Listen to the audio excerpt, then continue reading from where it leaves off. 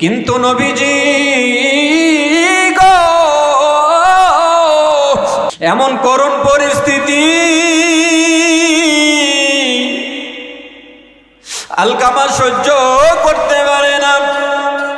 আলকামার এই অবস্থা দেখিয়া সালমান ফারসি রাদিয়াল্লাহু তাআলা আনহু চোখের পানি ছেড়ে দিয়া ডাক দিয়ে কয়, বিলাল রে, এখানে আর দেরি করিও না, রহমতের নবীজির কাছে চলে যাও।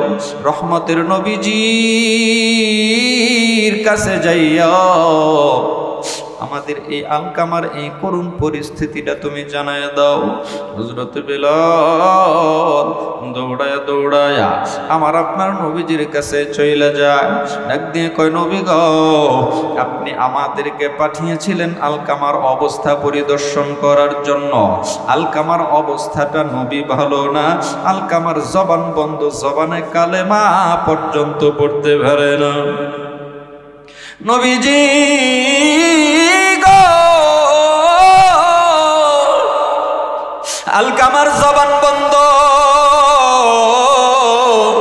জবানে কালেমা পড়তে পারে না।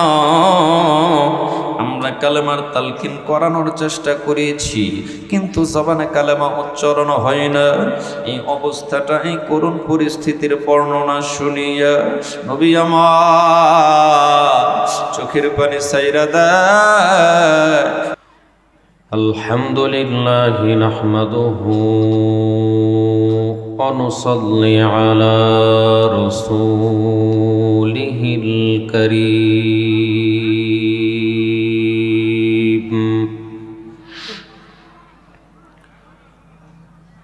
আম্মা বা'দু ফাআউযু বিল্লাহি মিনাশ শাইতানির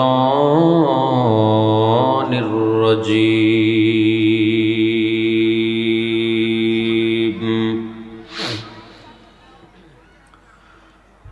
বিসমিল্লাহির রহমানির রহিম।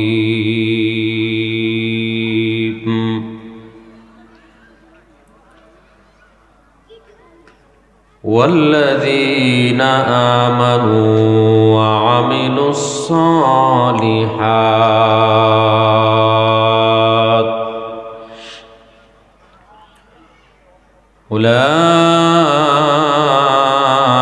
أولئك أصحاب الجنة هم فيها خالدون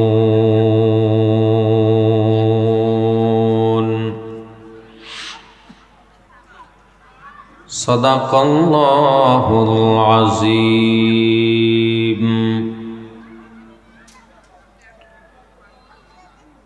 وقال رسول الله صلى الله عليه وسلم إن الجنة تشتاق إلى 5 نفر أو كما قال عليه الصلاة والسلام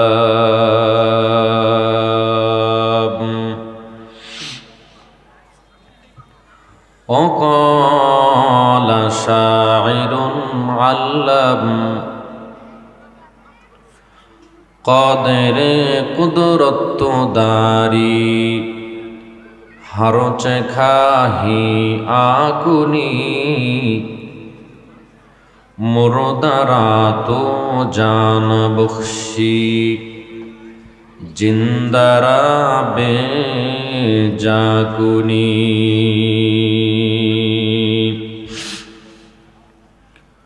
بے خدایا یہ جامی تیرے نہیں میرے نہیں تیرے دادا کے نہیں تیرا نہیں میرا نہیں لا الہ ইল্লাল্লাহ। সবাই লা ইলাহা ইল্লাল্লাহ, লা ইলাহা।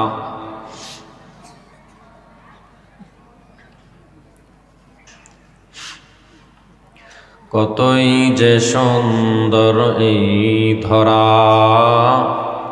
বানিয়াছে প্রভু বিশ্বভরা।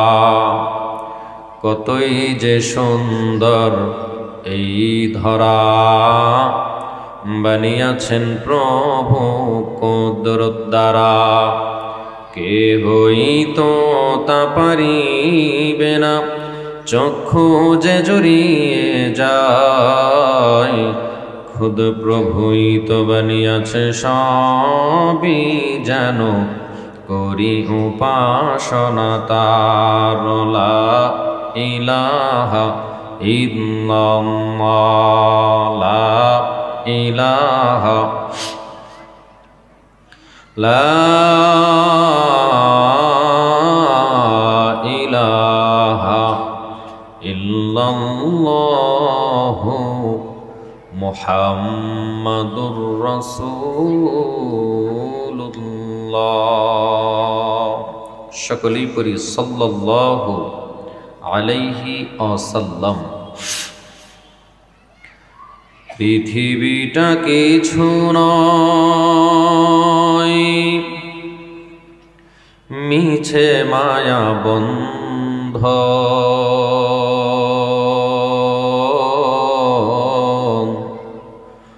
মরার পরে কেউ থাকবে না তো আপন। মরার পরে কেউ থাকবে না তো আপন। কথাটা বাস্তব না অবাস্তব? আর একটু জোরে বলেন, বাস্তব না অবাস্তব? যদি বাস্তব হয়ে থাকে আমার সাথে সুরে সুর মিলিয়ে বলা যাবে, পৃথিবীটা কিছু নয়, মিছে মায়া বন্ধ।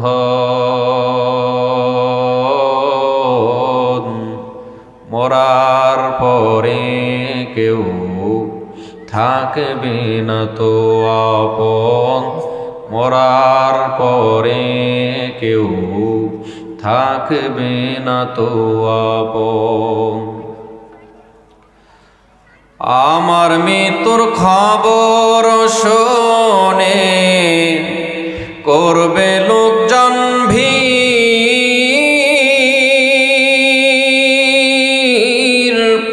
আপন মানুষকে দেখে দে হইবে অস্থির, হইবে অস্থির। আমার মৃত্যুর খবর শোনে করবে লোকজন ভিড়।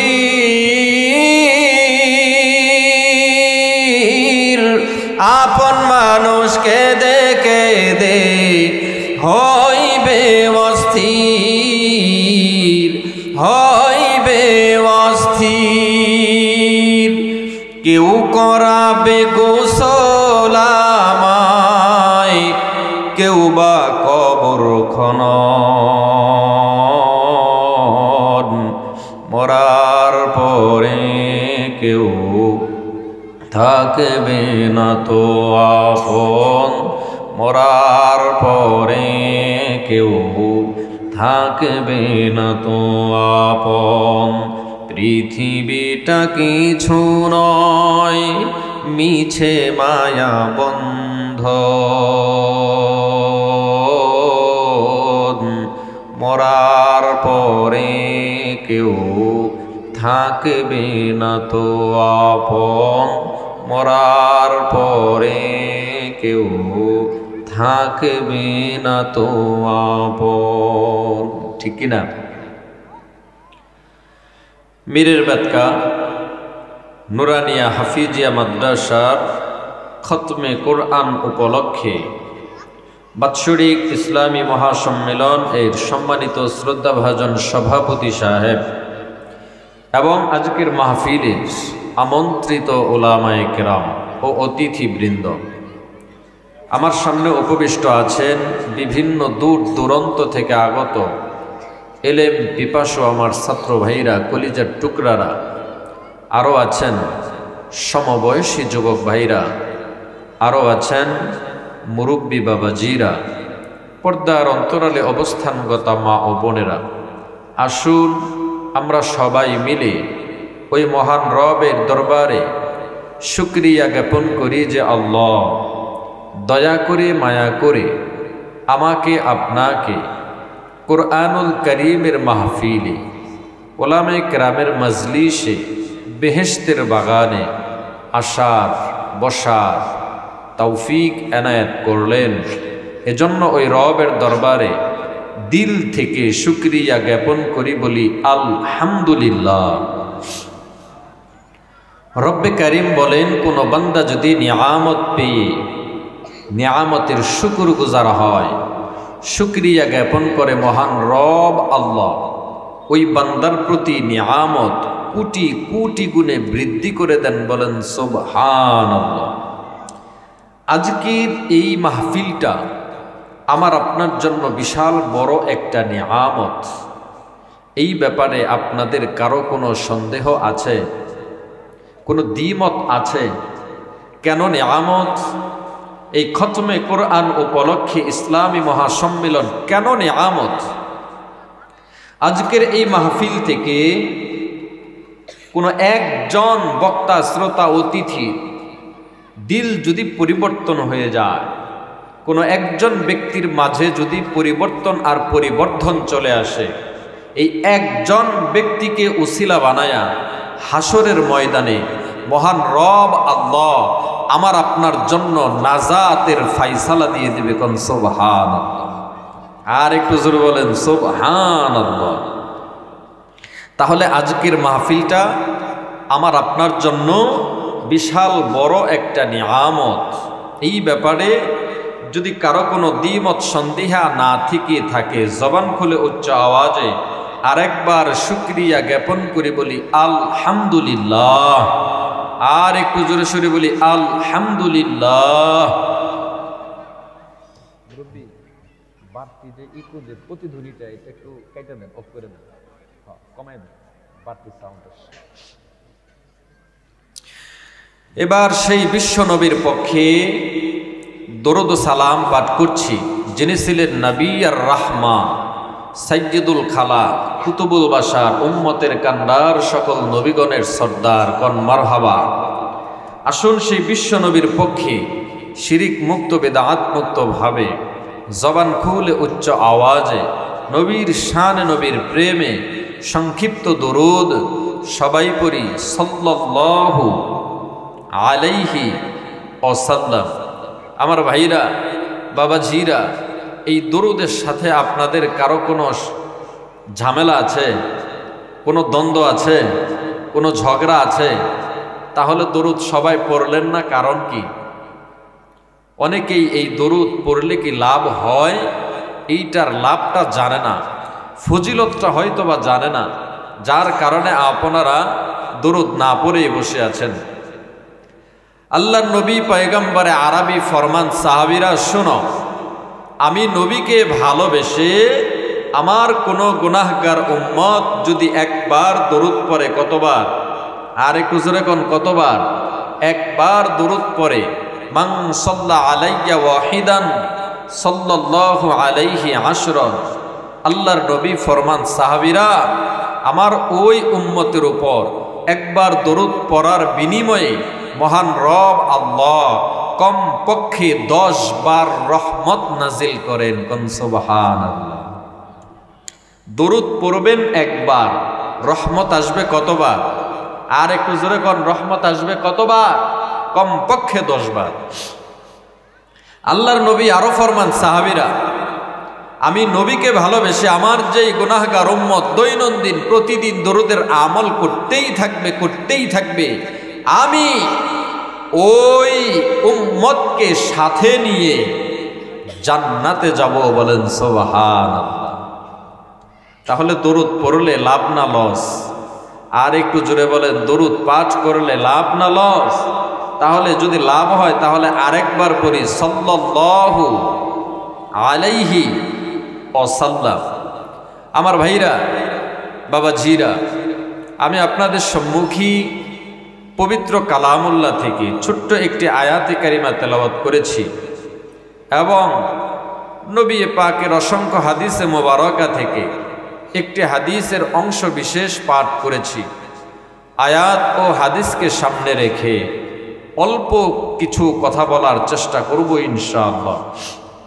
আল্লাহ তাআলা বলেন, আল্লাযীনা আমানু ওয়া আমিলুস সলিহাত, যারা ঈমান এনেছে এবং আমলে সলেহ করে। কি এনেছে? ঈমান। ঈমান আনার পর যারা আমলে সলেহ করে। আমলে সলেহ কি জিনিস? যেই কাজের মাধ্যমে আল্লাহ পাওয়া যায়, আল্লাহর নবীকে পাওয়া যায়। যেই কাজের মাধ্যমে আল্লাহর নবীর সন্তুষ্টি অর্জন করা যায়, যেই কাজের মাধ্যমে জান্নাত পাওয়া যায়, এমন প্রতিটা ভালো কাজকে আমলে সলেহ বলে।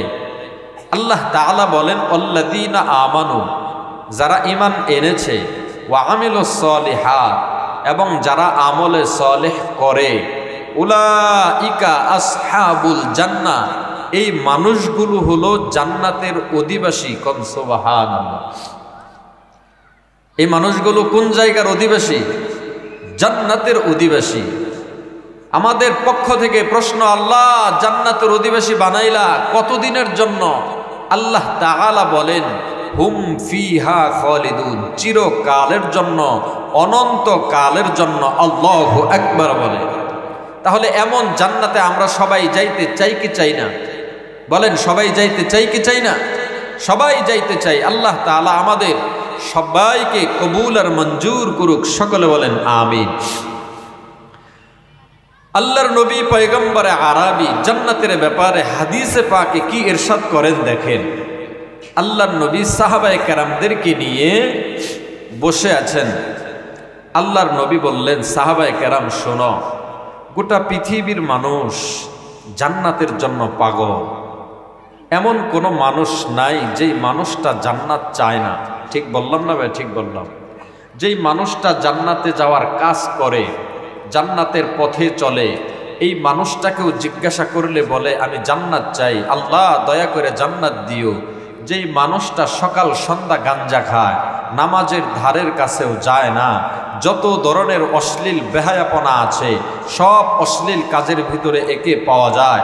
সমাজের ভিতরে যত দুর্নীতি আছে, যত অন্যায় আছে, জুলুম ব্যভিচার আছে, প্রতিটা কাজেই যার অংশ আছে, যার অস্তিত্ব খুঁজে পাওয়া যায় অন্যায় কাজের ভিতরে, দুর্নীতির ভিতরে, বেহায়াপনার ভিতরে।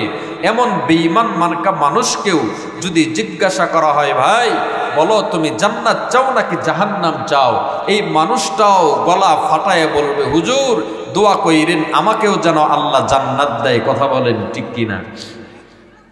তাহলে গোটা পৃথিবী আমরা যারাই মানুষ, তাদেরই দিলের ভিতরে তামান্না জান্নাত। কথা বলেন ঠিক কিনা? কিন্তু আল্লাহর নবী পয়গম্বরে আরবি ফরমান, সাহাবীরা, গোটা পৃথিবীর মানুষ জান্নাত চায়। গোটা দুনিয়ার সব মানুষ জান্নাত পাবে না। আর জান্নাত যারা পাবে তাদের জন্য জান্নাত চাইতে হবে না, জান্নাত নিজেই তাদের জন্য পাগল হয়ে যাবে। সুবহানাল্লাহ কন্যা। জান্নাত নিজেই তাদের জন্য পাগল হয়ে যাবে। সাহাবায়ে কেরাম বলে, ইয়া রাসূলুল্লাহ, ইয়া হাবিবাল্লাহ, নবী গো আপনি বলুন, যেই মানুষগুলোর জন্য জান্নাত নিজেই পাগল পারা হবে, সেই মানুষগুলো কারা? কি তাদের পরিচয়? তাদের পরিচয় জানবেন নি? কাদের পরিচয় আমরা খুঁজতেছি? যারা নিজেরা জান্নাতের জন্য পাগল হয় না, বরং জান্নাতকে নিজেদের পিছনে পাগল পারা বানাইছে, এমন ব্যক্তিদের বর্ণনা, বৈশিষ্ট্য, গুণাবলী আমার আপনার নবীজি বলেছেন, ইন্নাল জান্নাতা তাশতাকু ইলা খামসাতি নাফার। আল্লাহর নবী ফরমান, সাহাবীরা, গোটা পৃথিবীর ভিতরে 5 প্রকারের মানুষ এমন আছে যাদের জন্য আল্লাহর বানানো জান্নাত নিজেই পাগল পারা। কোন সুবহানাল্লাহ।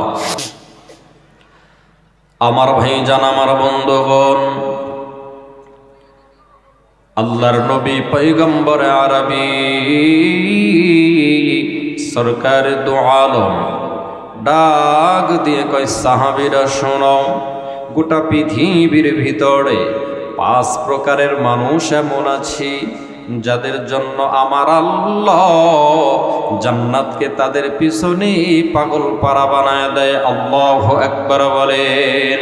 সাহাবায়ে কেরাম জিজ্ঞাসা করে, নবীজি গো, কি তাদের পরিচয়? আল্লাহর নবী সরকার দু আলম ডাক দিয়ে কই, সাহাবীরা রে, 5টা গুণ যাদের ভিতরে থাকবে তাদের জন্য আমার আল্লাহ তাআলা জান্নাতকে পাগল পারা বানায় দিবে। সাহাবীরা ডাক দিয়ে কয়, নবীজি গো, বলেন বলেন, 1 প্রকারের মানুষ তারা কারা, কি তাদের পরিচয়? আমার আল্লাহ 1 নাম্বার প্রকারের মানুষ কাদেরকে বানাবেন? 1 নম্বরে কাদের পিছনে জান্নাতকে পাগল ভরা বানাবেন? নবী আমার ডাক দিয়ে কয়, সাহাবীরা, ইন্নাল জান্নাতা তাশতাকু ইলা 5 নাফার আও তাআলিল কুরআন। আল্লাহু আকবার বলেন। নবী আমার ডাক দিয়ে কয়, সাহাবীরা,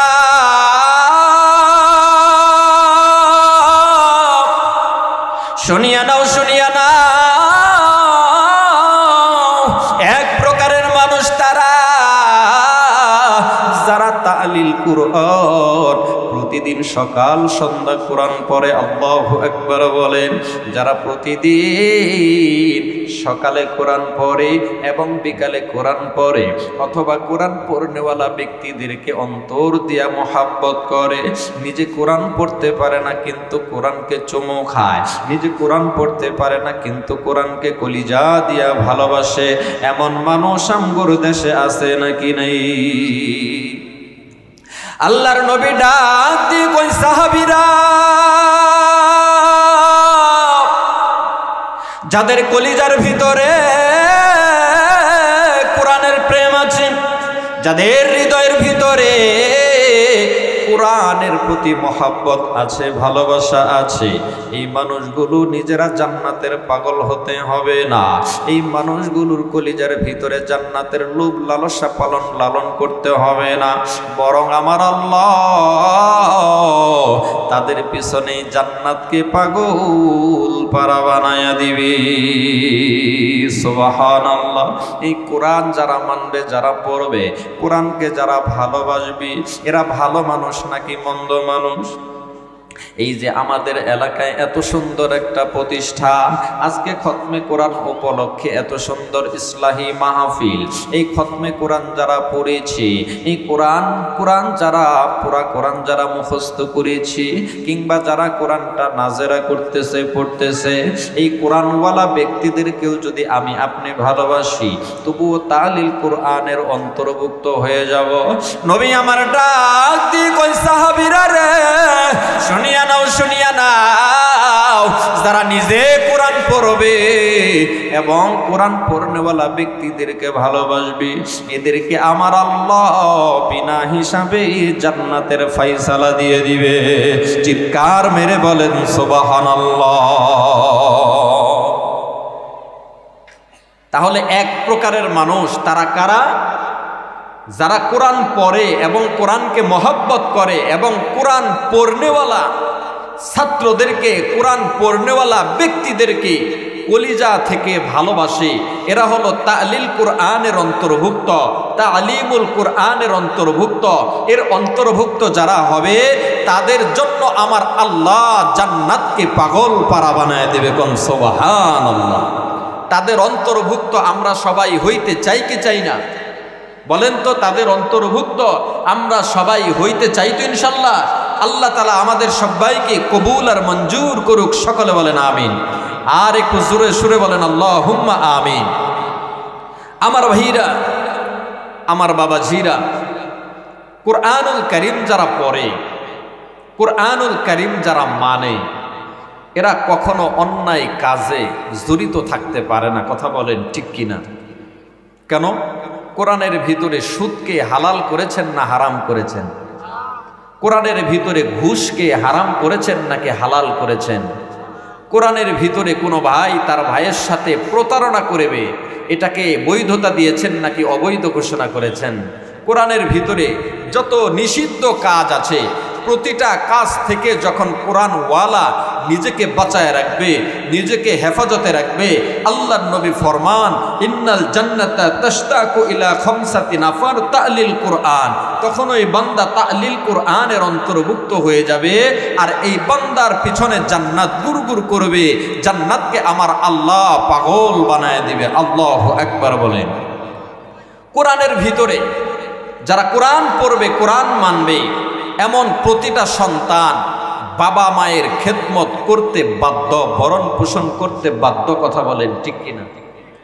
কেন? কোরআনের ভিতরে আছে না, ওয়াকাদা রাব্বুকা আল্লা তা'বুদু ইল্লা ইয়্যাহু ওয়া বিল ওয়ালিদাইনি ইহসানা।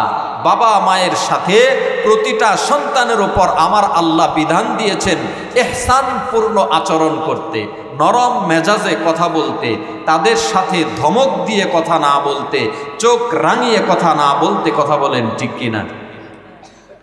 কোনো ব্যক্তি যদি তার বাবা মায়ের সাথে চোখ রাঙিয়ে কথা বলে, গরম মেজাজে কথা বলে, এই বান্দা যত বড় আলেম হোক না কেন, যত বড় হাজী সাহেব হোক না কেন, যত বড় দানবীর হোক না কেন, সমাজের ভিতরে যত বড় ভালো মানুষই হোক না কেন, কিন্তু তার বাবা মাকে কষ্ট দেয়, বাপ মায়ের সাথে খারাপ আচরণ করে, বাবা মায়ের খেদমত করে না, ভরণ পোষণ করে না, এমন বান্দার জন্য জান্নাত হবে না। কথা বলেন ঠিক কিনা?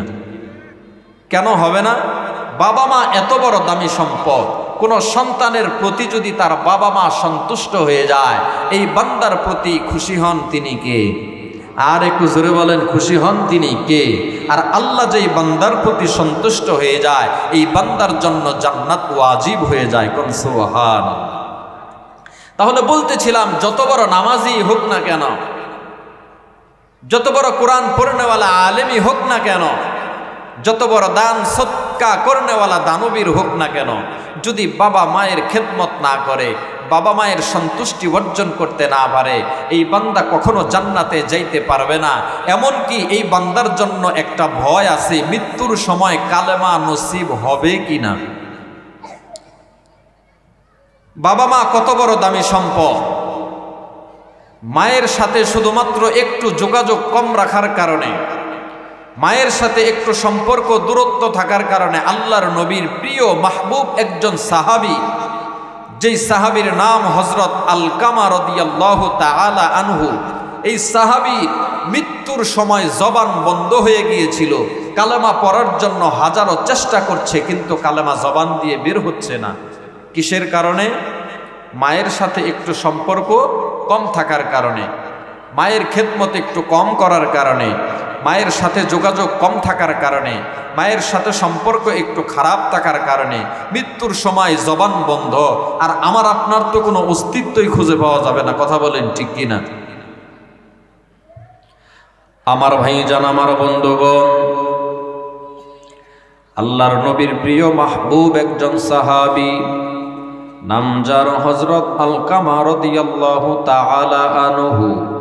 এই সাহাবী অনেক বড় মাপের একজন নামাজি সাহাবী। তিনি 5 ওয়াক্ত নামাজ জামাতের সাথে আদায় করে। নবীর সাহাবী হযরত আলকামা অনেক বড় মাপের একজন রোজাদার সাহাবী, কোরআন পড়নেওয়ালা সাহাবী। এই সাহাবী অনেক বড় মাপের একজন দানবীর সাহাবী। এলাকার ভিতরে কোনো অসহায় ব্যক্তি থাকলে তাকে গিয়া দান সদকা করে, কেউ অসুস্থ থাকলে চিকিৎসার ব্যবস্থা করে। এত ভালো একজন সাহাবী হঠাৎ করে অসুস্থ হইয়া গেল।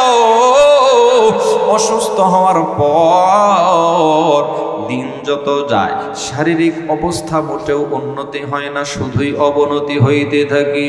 আমার বাপ ভাইরা রে, দিন যত যায় ততই মৃত্যুর কুলে ঢলে পড়ে।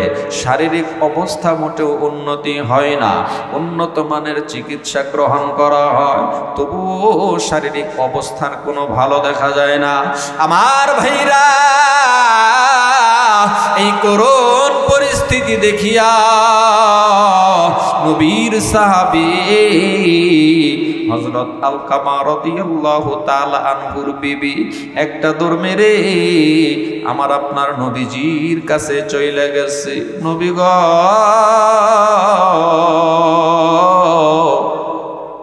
আমার স্বামী অসুস্থ, মৃত্যু শয্যায় শায়িত।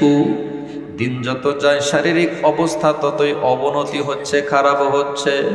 ও নবী গো, আমাদের তো বড় ভয় হয়, মনে হয় আমার স্বামী হারায়া যাবে, আপনার আলকামা হারায়া যাবে। নবীজি, কিন্তু আরো একটা ভয়ের কারণ হলো আমার স্বামী সদা সর্বদা কোরআনের তেলাওয়াত করত, সদা সর্বদা আপনি নবীর প্রেমে দরুদ পড়তো, সদা সর্বদা রবের জিকিরে মশগুল থাকতো। কিন্তু নবীজি গো, গত 2 দিন আগে থেকে আমার স্বামীর জবানটা বন্ধ হয়ে গেছে। এই জবানে আর কালেমা পড়তে পারে না, এই জবানে আর কোরআন তেলাওয়াত করতে পারে না, এই জবানে আপনি নবীর প্রেমে আর দরুদ পড়তে পারে না। নবীজি গো, দেখেন দেখেন আমার স্বামীর জন্য কিছু করা যায় কি? মুমূর্ষ অবস্থায় বিছানায় পড়ে রয়েছে। নবী আমার ডাক দিয়ে কয়, আলকামার বিবি তুমি যাও, আমি দেখি কি করা যায় তোমার স্বামীর জন্য। আমার আপনার নবীজি, মায়ার নবী, দয়ার নবী গো, ডাক দিয়ে কয়, মুরব্বী সাহাবী সালমান ফারসি, আমার বেলাল কই রে?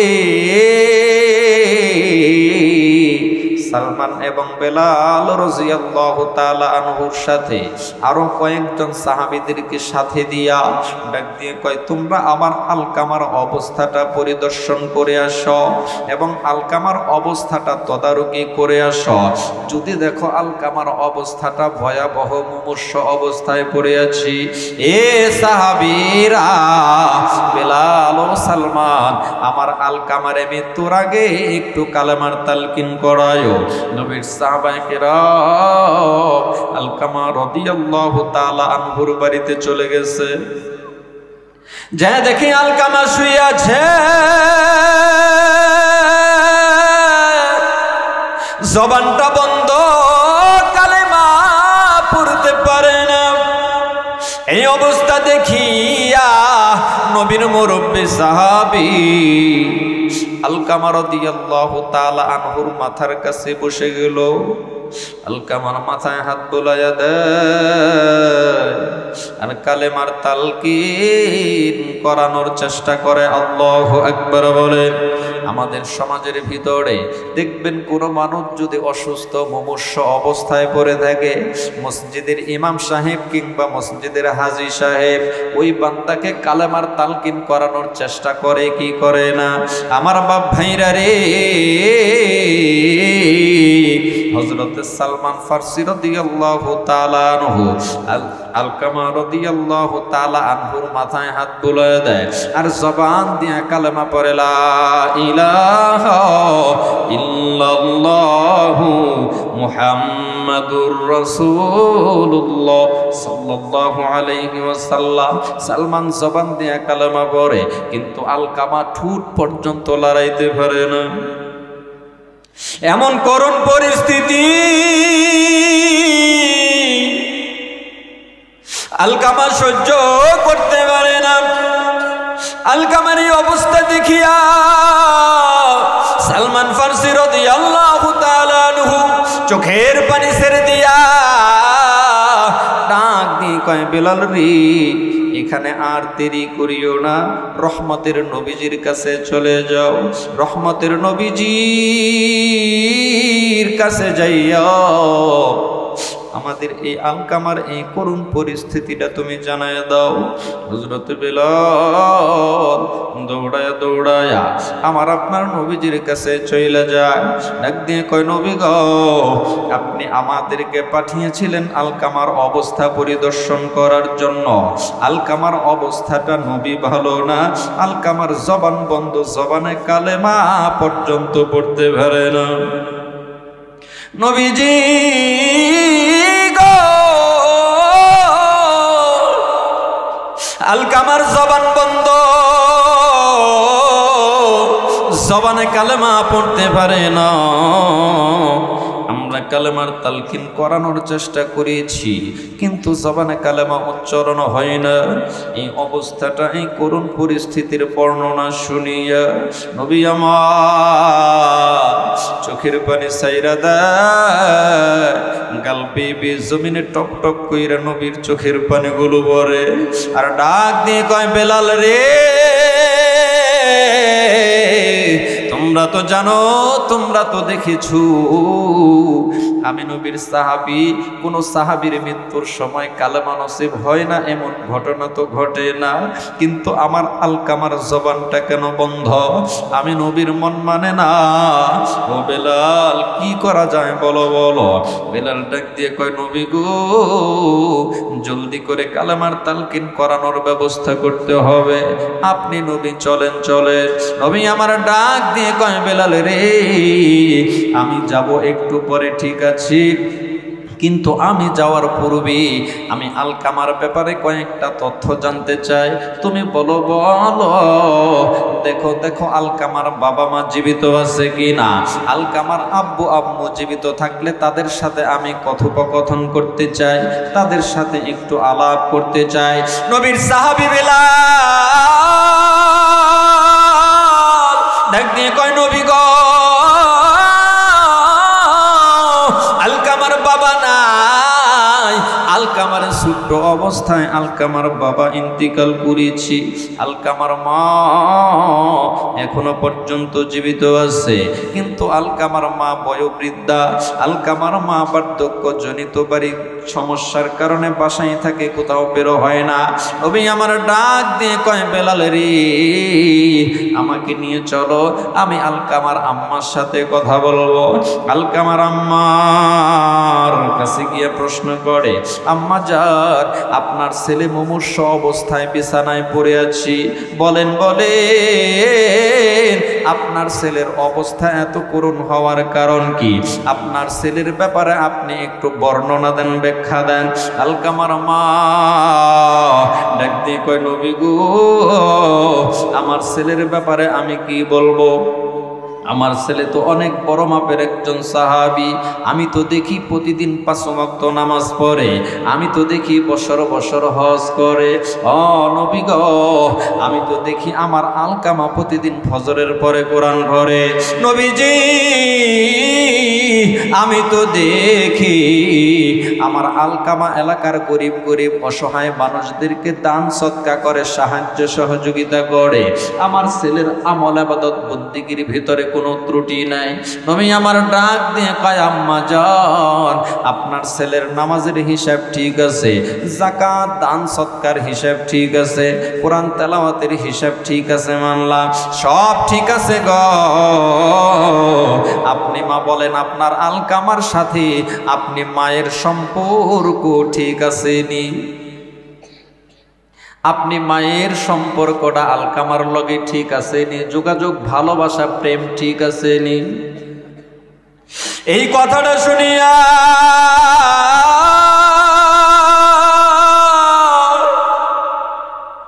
আলকামার মা কান্না করে, ডাক দিয়ে কয়, দয়ার নবী গো, আমার আলকামা আমার সাথে এখন আর সম্পর্ক ভালো রাখে না, আমার আলকামা এখন আর আমার ভরণ পোষণ করে না, আমার আলকামা এখন আর আমার তেমন একটা খোঁজ খবর নেয় না।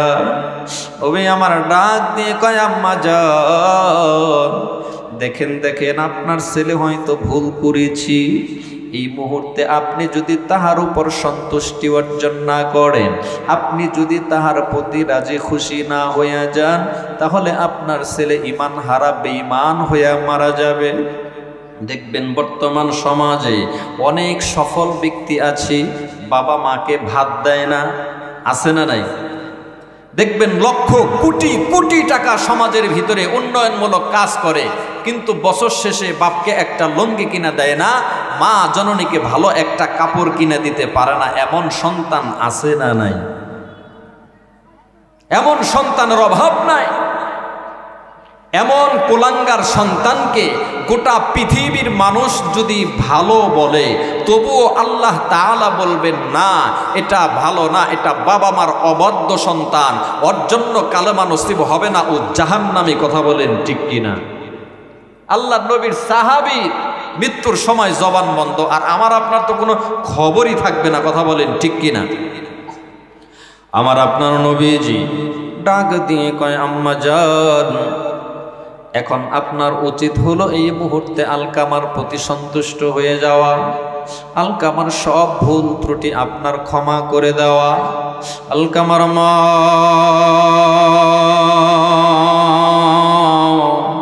ডাক দিয়ে কয়, নবীজি গো, আমি পারবো না আমার আলকামারে মাফ কইরে দিতে, ও আমারে অনেক বেশি কষ্ট দিছে গো নবী, আমি ওর প্রতি অনেক বেশি নারাজ আর অসন্তুষ্ট।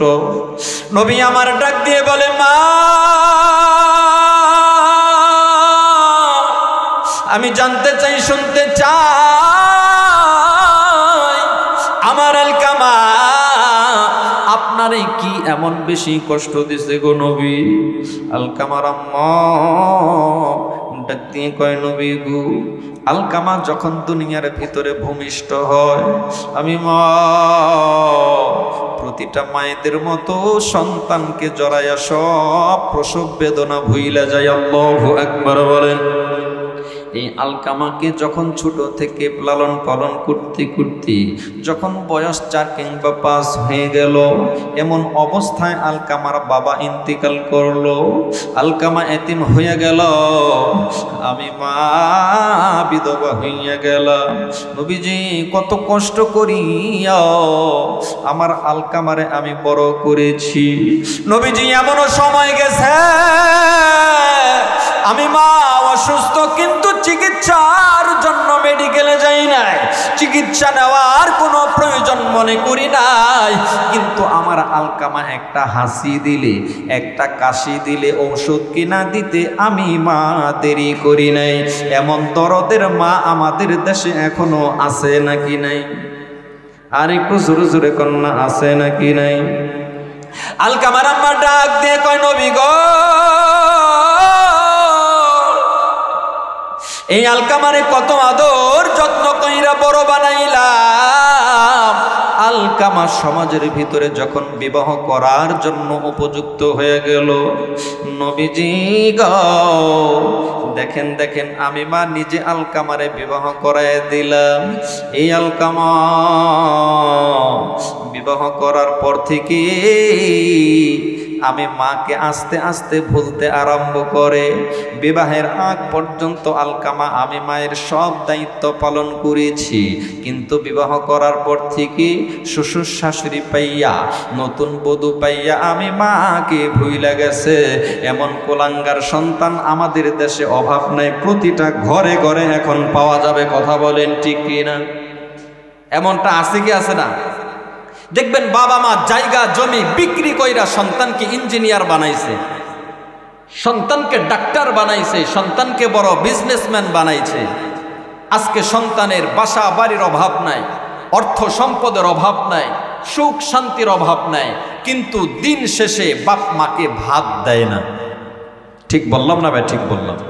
অথচ এই সন্তান, যেই সন্তান তার মাকে ভাত দেয় না, বাপ মায়ের ভরণ পোষণ করে না, বাবা মার দেখাশোনা করে না, দিন শেষে এই সন্তান দেখবেন শ্বশুরের জন্য পাগল, শাশুড়ির জন্য পাগল। তারা ফোন দিলে দৌড়াইয়া যাইতে, শ্বশুর বাড়ি যাইতে দ্বিধা করে না, দেরি করে না। এমন কুলাঙ্গার বেঈমান মার্কা সন্তান আমাদের আছে না নাই? আছে। আমি শ্বশুর শাশুড়ির বিরুদ্ধে বলছি না। আপনি শ্বশুরকে ভালোবাসেন, আপনি শাশুড়িকে গাড়ি কিনে দেন, আপনি শাশুড়িকে 5 তলা বাড়ি বানায় দেন, কোনো সমস্যা নাই। কিন্তু তাদের আগে, সবার আগে আপনার দায়িত্ব হলো আপনার বাবা মা। কথা বলেন ঠিক কিনা? আপনি বাবা মার খেদমত করেন, বাবা মার সন্তুষ্টি অর্জন করেন, এরপর গোটা দুনিয়ার যা যা লাগে আপনি কিনে দেন, প্রয়োজন মিটায় দেন, আপনার জন্য বৈধ। যখন আপনি আপনার বাবা মাকে কিচ্ছু না দিয়া, কষ্ট দিয়া আপনি শ্বশুর বাড়ির জন্য দৌড়াইবেন, আল্লাহর কাঠ গড়ায় এমন সন্তানকে দাঁড়াতে হবে কি হবে না? আর একটু জোরে বলেন, হবে কি হবে না? এই কথাটা যখন বলে ফেললো আলকামার মা, ডাক দিয়ে কয় নবী গো, আমি মা আলকামারে কেমন কইরা ক্ষমা করি নবী বলেন বলেন।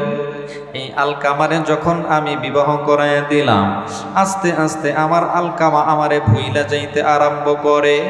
আমি মাকে মা বইলা ডাকার সময় পাই না। নবী গো, আমি মায়ের ভিতরে বড় বেদনা, কত কষ্ট করেছি। আলকামার এমন আচরণ এখন আর আমি সহ্য করতে পারি না। নবী আমার ডাক দিয়ে কয় আম্মা জান, দেখেন দেখেন আপনার আলকামার জবানটা বন্ধু। আলকামা জবানে কালেমা পড়তে পারে না। এই অবস্থায় যদি মারা যায়, আপনার ছেলে আলকামার কবরে দাউ দাউ কইরা আগুন জ্বলবো। আল কবরু রাউদাতুম মিন রিয়াদিল জান্নাহ, আপনার ছেলের জন্য কবরটা জান্নাতের বাগান হবে না। হুফরাতুম মিন হুফারিন নার, আপনার ছেলের জন্যই কবরটা জাহান্নামের গর্ত হয়ে যাবে। আলকামার আম্মা ডাক দিয়ে কয় নবীজি গো, আমার আলকামা জান্নাতে যাবে নাকি জাহান্নামে যাবে, এইটা আমার দেখার কোনো ব্যাপার না। আমি আলকামার প্রতি সন্তুষ্ট হইতে পারবো না। নবী আমার রাগান্বিত হইয়া যায়, আর ডাক দিয়া কয় বেলাল রে, এই আরবের ভিতরে যত শুকনো লাকড়ি আছে, এই লাকড়িগুলো এক জায়গায় করো, এখানে আগুন লাগাও, আমরা সবাই আলকামারে আগুনে পুরাইয়া মারব। আমরা আগুনে পুরাইয়া মারব।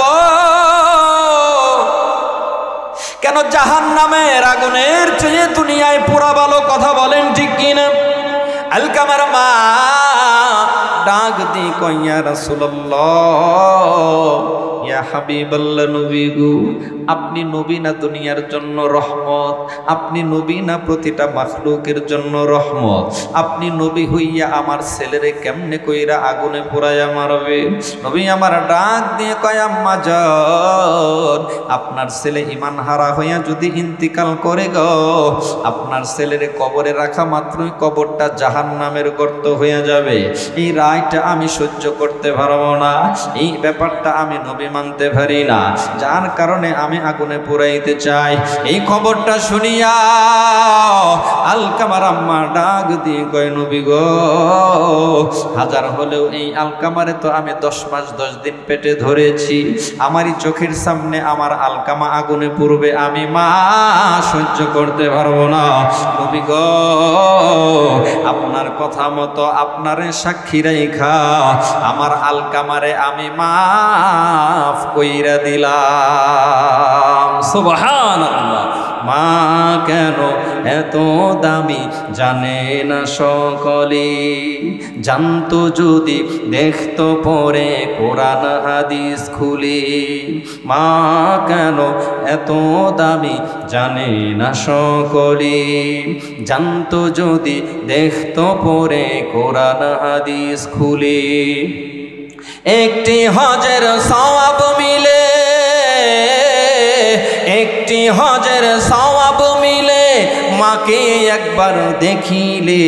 মা কেন এত দামি জানে না সকলে, জানতো যদি দেখতো পরে কোরআন হাদিস খুলে।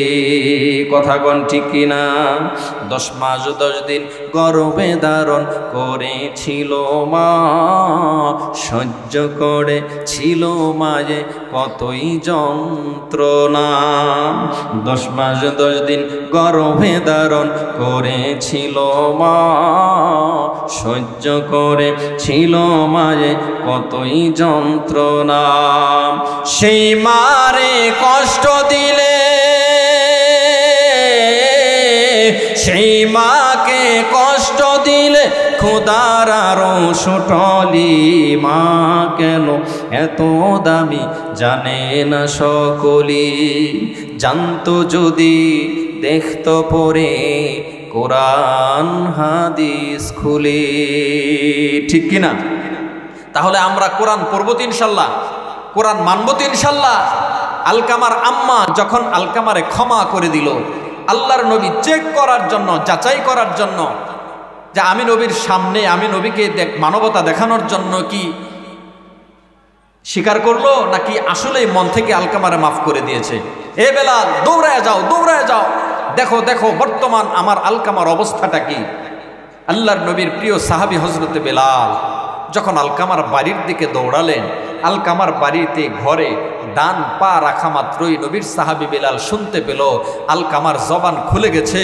আলকামা জবান দিয়ে পড়তেছে লা ইলাহা ইল্লাল্লাহু মুহাম্মাদুর রাসূলুল্লাহ, লা ইলাহা, সবাই জোরে লা ইলাহা ইল্লাল্লাহ, লা ইলাহা ইল্লাল্লাহ, লা ইলাহা ইল্লাল্লাহ মুহাম্মাদুর রাসূলুল্লাহ। সকলেই পড়ি সাল্লাল্লাহু আলাইহি ওয়াসাল্লাম। আমার ভাইরা, বলতেছিলাম 5 প্রকারের মানুষের জন্য জান্নাত পাগল। কয় প্রকারের মানুষ? আরেকটু জোরে বলেন, কয় প্রকারের মানুষ? 5 প্রকার।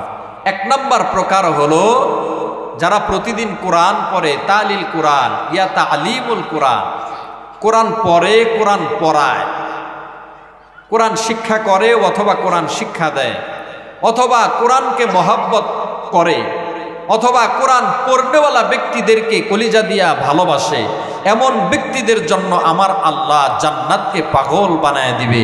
এই ব্যক্তিবর্গ হলো 1 নম্বর প্রকারের মানুষ। 2য় প্রকারের মানুষ তারা কারা? সাহাবায়ে কেরাম জিজ্ঞাসা করে, ইয়া রাসূলুল্লাহ, বলেন বলেন 2য় শ্রেণীর মানুষ তারা কারা যাদের জন্য আল্লাহর বানানো জান্নাত পাগল হবে? আল্লাহর নবী ফরমান, সাহাবীরা ওয়া হাফিজিল লিসান, যারা নিজ নিজ জবানের হেফাজত করে। আল্লাহু আকবার বলেন। জবানের হেফাজত করা, করতে পারা, এটা কিন্তু মারাত্মক একটা গুণ। যেন তেন মানুষ কিন্তু জবানের হেফাজত করতে পারে না। সমাজের ভিতরে দেখবেন অনেক টাকাওয়ালা গরিবদেরকে মানুষই মনে করে না, আছে না নাই? দেখবেন অনেক প্রাইভেটওয়ালা রিক্সাওয়ালাদেরকে মানুষই মনে করে না, আছে না নাই?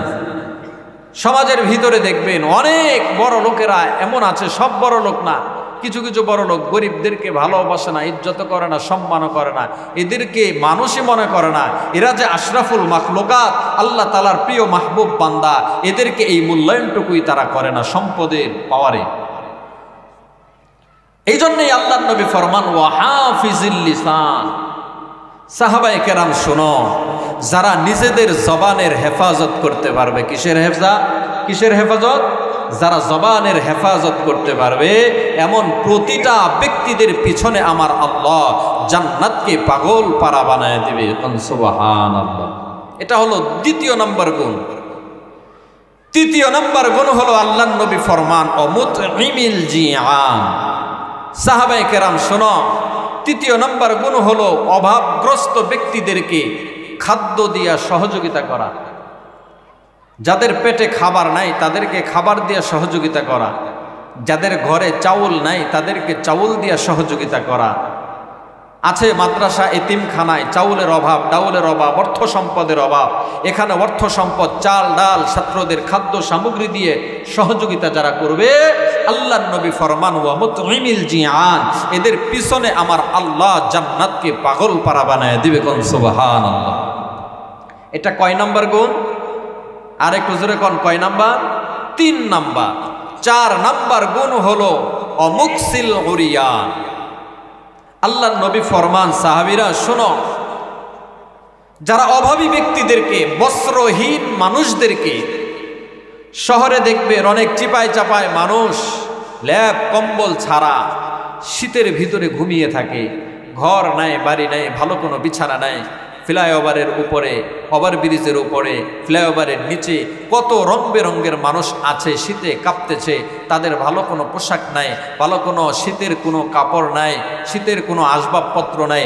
এমন একজন ব্যক্তিকে যদি আপনি একটা সোয়েটার দিয়ে সহযোগিতা করতে পারেন, একটা চাদর দিয়ে সহযোগিতা করতে পারেন, একটা কম্বল দিয়ে সহযোগিতা করতে পারেন, মাদ্রাসার ছাত্র একটা জুব্বা নাই, পাঞ্জাবি নাই, এমত অবস্থায় ওই ছাত্রকে যদি একটা কাপড় দিয়ে আপনি সহযোগিতা পারেন, একজন বাবাজি নামাজ পড়ে কিন্তু টুপি নাই, ভালো একটা পাগড়ি নাই, আপনি এমত অবস্থায় একটা টুপি দিয়ে যদি তাহাকে সহযোগিতা করতে পারেন, আল্লাহর নবী ফরমান ওয়া মুকসিল উরিয়ান, তাদের পিছনে আমার আল্লাহ জান্নাতকে পাগল পারা বানায় দিবে।